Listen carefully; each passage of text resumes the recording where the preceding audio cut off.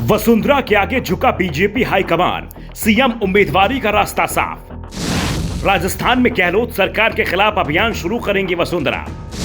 Party में नेताओं की वापसी पर प्रदेश अध्यक्ष का रहेगा एकाधिकार। वसुंधरा की बीकानेर यात्रा से कांग्रेस और बीजेपी दोनों हैरान। बीजेपी में घमासान मचा हुआ है। पार्टी को समझ में नहीं आ रहा है कि वो अपने नेताओं के खिलाफ क्या एक्शन ले।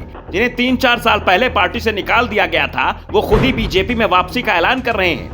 बीजेपी के प्रदेश अध्यक्ष को मीडिया के जरिए पता चल रहा है प्रदेश संगठन को ताक पर रखे जाने की कोशिश हो रही है। ज्यादातर लोग तो वसुंधरा राजे सिंधिया के समर्थक हैं, जिससे मैसेज आ रहा है कि वसुंधरा समर्थक प्रदेश संगठन को ताक पर रखने को तैयार है।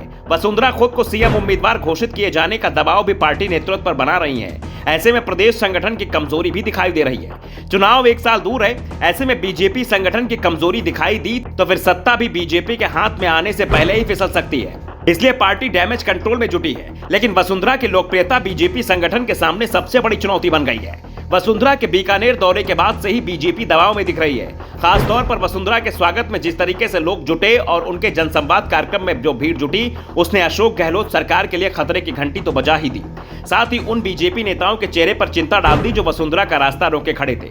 वसुंधरा की बढ़ती लोकप्रियता के बाद अब पार्टी के प्रदेश प्रभारी को भी ऐलान करना पड़ा कि वसुंधरा की रैलियों से पार्टी को कोई परेशानी नहीं है। यानी वसुंधरा अब रैलियां कर सकती हैं। उन्हें प्रदेश संगठन की ओर से इसके लिए हरी झंडी मिल गई है। बस इसके लिए उन्हें पार्टी संगठन को सूचना देनी होगी, पूरा कार्यक्रम बताना होगा। प्रदेश संगठन इसमें कोई परेशानी खड़ी नहीं करेगा, लेकिन उसकी सहमति जरूर लेनी होगी। जबकि इससे पहले वसुंधरा को बीकानेर दौरे पर पार्टी ने रैली की अनुमति नहीं दी थी। अब वसुंधरा को छूट तो मिल गई है, लेकिन उनको फ्री हैंड भी नहीं दिया गया है। उन्हें साफ कर दिया गया है कि जिन नेताओं को पार्टी से निकाला जा चुका है, उनकी वापसी का ऐलान वो कार्यक्रम में नहीं कर सकेंगी। बीजेपी से बाहर गए नेताओं की वापसी का अधिकार सिर्फ पार्टी अध्यक्ष को होगा। पार्टी अध्यक्ष ने अगर वीटो लगा दिया तो फिर बीजेपी में कोई भी नेता नहीं लिया जाएगा। नेता कितना भी बड़ा हो, किसी का कितना भी खास हो, उसके लिए पार्टी के दरवाजे नहीं खुलेंगे। दरअसल अरुण सिंह ने यह बयान देवी सिंह भाटी के उस ऐलान के बाद दिया है जिसमें 8 अप्रैल को देवी सिंह ने घोषणा की थी कि वो बीजेपी में फिर से शामिल हो गए हैं। देवी सिंह पहले बीजेपी के दिग्गज नेता थे। वो वसुंधरा करीबियों में गिने जाते थे। 7 बार के विधायक है। वसुंधरा सरकार में मंत्री भी बनाए गए थे। लेकिन 2019 के संसदीय चुनाव में अर्जुन राम मेघवाल को बीजेपी उम्मीदवार बनाए जाने के बाद वो बागी हो गए।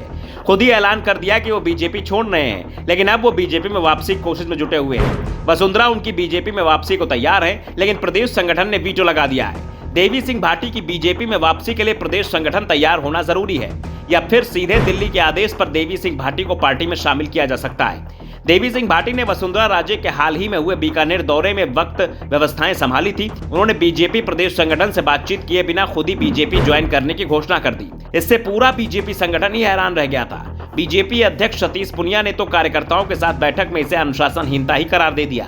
ऐसा नेता जो बीजेपी में आया भी नहीं है और वो आने से पहले ही पार्टी के नियमों को मानने के लिए तैयार नहीं दिख रहा है। पार्टी के प्रदेश संगठन की बैठक में यह मुद्दा छाया रहा था, जिसके बाद देवी सिंह भाटी की बीजेपी में वापसी अटक गई।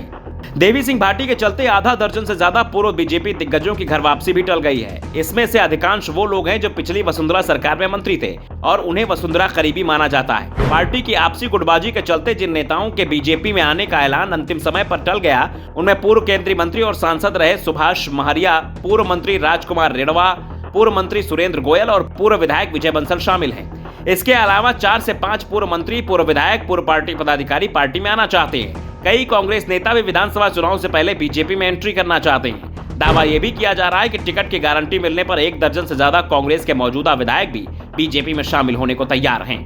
Bureau report, the Navdarpan news.